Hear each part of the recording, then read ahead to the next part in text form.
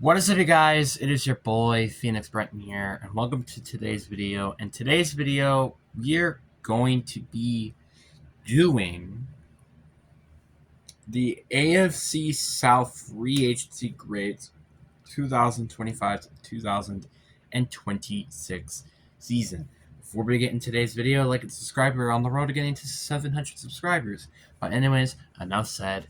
Let's get into the video. And let's start off with the division, well, technically speaking, division winners in the Houston Texans. Not the actual division winners, which is the Jacksonville Jaguars. But I say this because, well, Houston made it to the playoffs. Yeah. But I'm still kind of, how do I put it? Upset with how they did their offseason. Now, I like the idea of them going and getting David Montgomery. That was a good move. That I still think was a very good move for them. But my problem is, what they did afterwards. Like the fact that they didn't address the offensive line was kind of concerning. Yeah, they signed Evan Brown, they signed Braden Smith, but this offensive line is still, it needs some help. Like, this offensive line is not perfect. Apparently, they also signed Wyatt Teller, which I actually didn't know, but do you really trust Alante Easley to be your left tackle? Do you really trust Evan Brown being your left guard? Do you trust Jake Andrews to be your center? Like, that's kind of one of my biggest questions. And another question that I have is, actually, never mind that question. I'm not really thinking about after this depth chart. Look, they also signed Logan Hall, which I think is a nice depth piece. But I think one of the biggest other complaints that they had in free agency, which, to be fair, they can address it in the draft very easily because of how deep this position is the linebacking group. Because Henry Tutu, Ali Ashier, and EJ Speed, I'm going to hate to break it to you, that is not good starting linebacking talent. I just hate to break it to you. So, yeah, they're going to definitely need to address that position. And potentially edge. The reason why I say potential is because Delaniel Hunter is getting up to an age. But, I mean, your defense is so good, but it's kind of just can this team stay healthy is the problem. Because it's they have a good receiving core, they have a good running back core. Quarterback is a bit of a question mark, but we all know you're not going to trust quarterback in the draft. Honestly, the only thing I feel like this team needs are a guard that is better than Evan Williams, which I think it's kind of a low bar, and maybe even a better center and linebackers. I feel like that's kind of the only thing they need. Maybe depth at receiver, which I think you can address later in the draft, but that's even if because, again, they have Xavier Hutchinson, Jalen Noel, Jaden Higgins, Tank Dell, and Nico Collins. So it's kind of do they really need this depth, really? It's a good bit of a question. So, overall, I think I'd give their offseasons a B. Maybe I wish they went in a little bit more aggressive on the offensive line, even though they did sign Brady Smith, as well as Evan Brown, Wyatt Teller, but I kind of wish they went a little bit more aggressive and also signed a legit game changer at the linebacking position. Then after that, we have the Indianapolis Colts, and this team had a very interesting offseason. Because, first of all, they traded away Michael Pittman. Michael Pittman trade, in my opinion, that was a very low ball trade, I would say. But he's not necessarily bad, I wouldn't say. He isn't, I don't know where I'm getting at. They also traded Zaire Franklin, which I think was a very interesting move.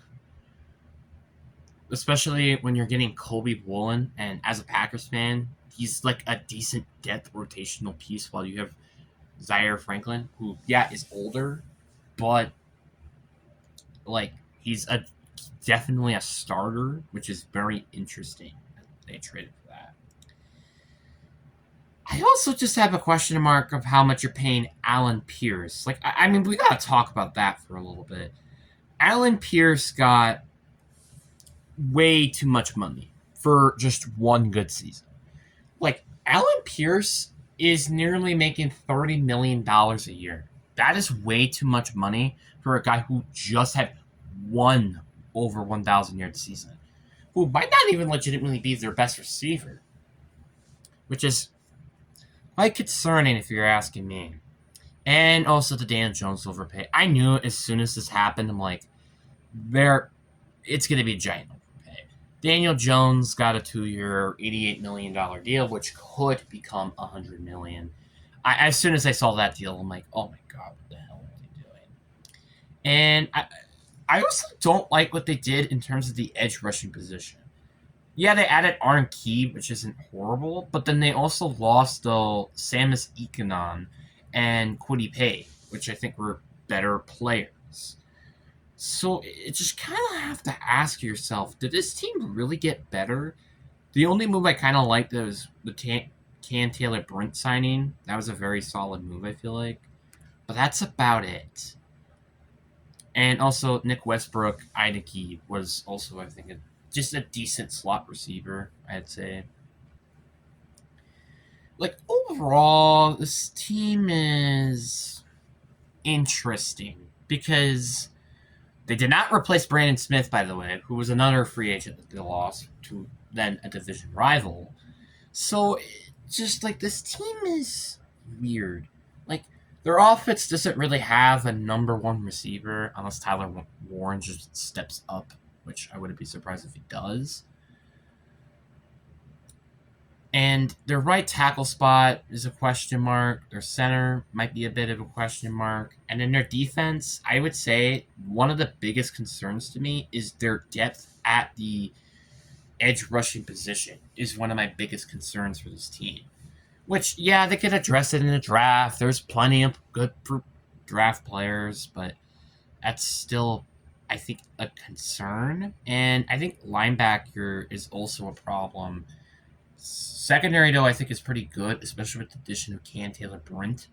But my problem with this team is the front seven, well, mainly the front seven, the offensive line, and the wide receiving position. Because linebacker, I'm not a big fan of your linebackers, especially when you traded Zaire Franklin. Your edge rushing depth chart is not great. And your wide receiving core does not have a guaranteed number one receiver. And your offensive line needs a right tackle and potentially a center. You kind of get what I mean? Like, they didn't really do much during the offseason, but they lost so much. Which is what is my biggest problem with this team.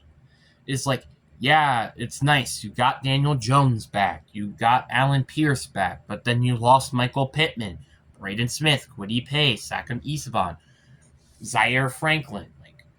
And then you're like getting players like Kobe Woolen, Arden Key,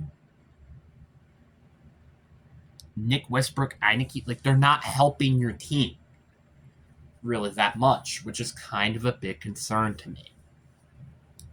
Which is kind of the reason as well. I think this is an F, honestly. The fact you have so many needs in the offseason, you have so many needs heading into the draft. You overpaid so many players, and you didn't really bring back some of the good players on your team is kind of a bit of a concern to me.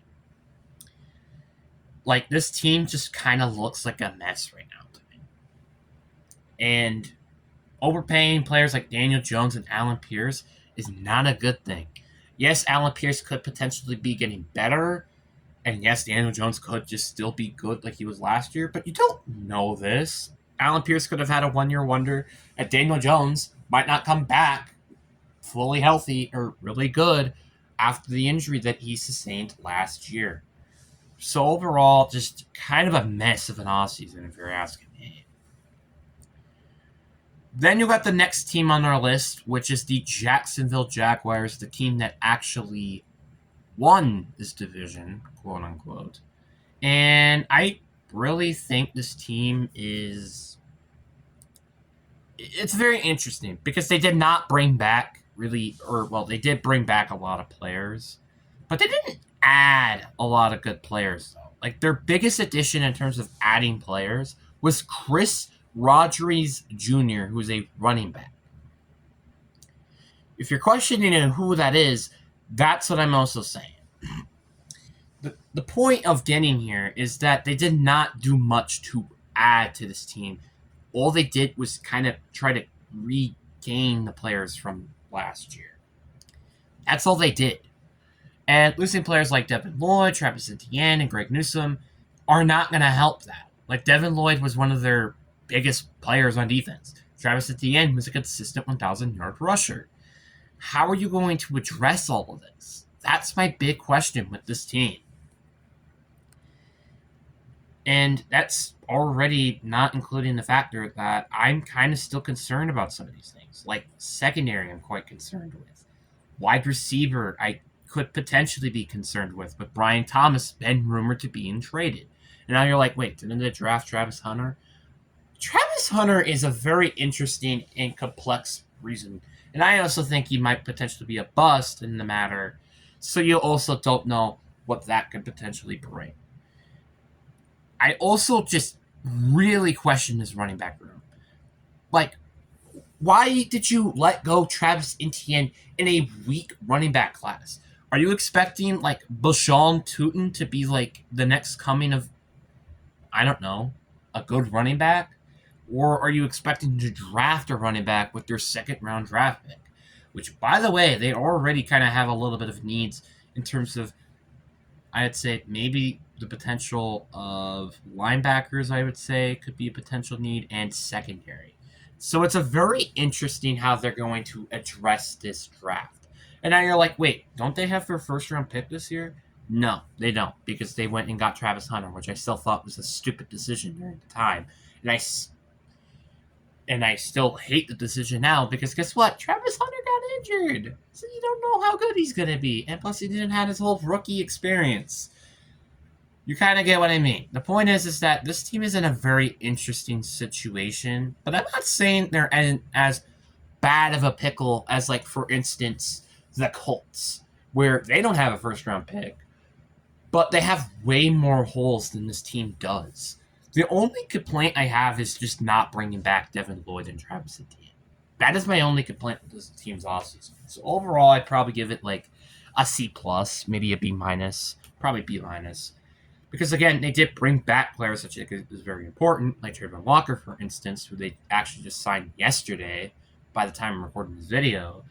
So I do think they're making the right moves. I just don't think they're doing enough for kind of trying to go all in with this group. Then the last team that we're going to be talking about is the spending spree Tennessee Titans. Titans, all I have to say is they really wanted to be the New England Patriots this year because they went on a massive spending spree, for better or worse. They signed John Franklin Myers, massive overpay in my opinion. They also signed players like Troy Adams. They traded for Jeremy Johnson. They also went and signed Darnell Robertson. They went and signed Alontae Taylor. They signed Cameron Flunt, a corner from New York.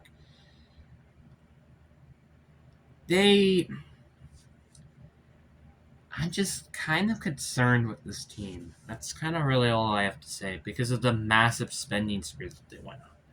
I'm not saying this team isn't better, obviously. I think this team is a whole lot better than they were last year, but it's not saying anything necessarily. Another issue that I have with this team is, they are kind of losing some decent players like Xavier Woods, Sebastian Joseph Day, Arden Key, actually, no, they added Mitch Trubisky, never mind. They are kind of losing some decent players on defense. And my biggest concern is just like, are you really building the team the correct way? Because I just don't really think so. Spending so much money on what was one of the worst teams last year, and if Brian Callahan was still the head coach, he probably would have gotten the first overall pick for better or worse. It's just, I don't really understand this team that well. Like, the only positions that I would legitimately say that they do not have a need for is quarterback and running back. Rest of the team could potentially have problems, like left tackle, the interior offensive line. I guess also the interior defensive line. That's also pretty good too. But their edge, they could definitely maybe use some improvement. Why is Jerron Franklin Myers projected to be a left end? I don't think he's going to be, but who knows? I don't know. Then you got your linebacking group, which is all right at best. They could definitely use some linebacking help though. And their secondary is just, it's not horrible, but it is definitely a giant overpay with Cameron Flute and Alontae Taylor, who aren't even necessarily CB1s. They're not really even that either. And I think it's kind of funny that, like, I feel like they could technically still use corner despite all those additions on that secondary, which is nuts. Overall, I mean, I'm not saying their offseason was terrible. Like, they did went and actually address positions, but they overpaid so many players, like Daniel Bellinger, who I didn't mention, who is not even, well, projecting is not even their starting tight end. Darnell Robertson, who is a 5'9" or 5'8" wide receiver. I don't know, he's something completely small and stupid. Alontae Taylor, and also then Cameron or Cordale Flute. That's actually how you pronounce it. And also John Franklin Myers. The point is that, yeah, they addressed positions, but they just massively overpaid them, which is why I kind of have to give this offseason a D. This is not the direction I would like to see Tennessee go on. Like, yeah, I don't hate the idea of signing Rondell Robertson, Cordell Flute, Alontae Taylor. But the problem with those signings are they're just so massive. Like, they're just too much of an overpay to me, which is why I just don't like it that much. Which is why I think I have to give them a D.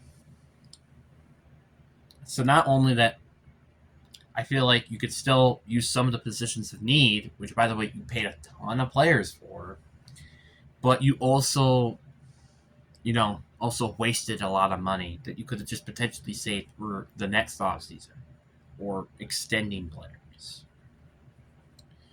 But anyways, guys, I really do hope you guys enjoyed this video, and I hope you guys have a good day. Deuces.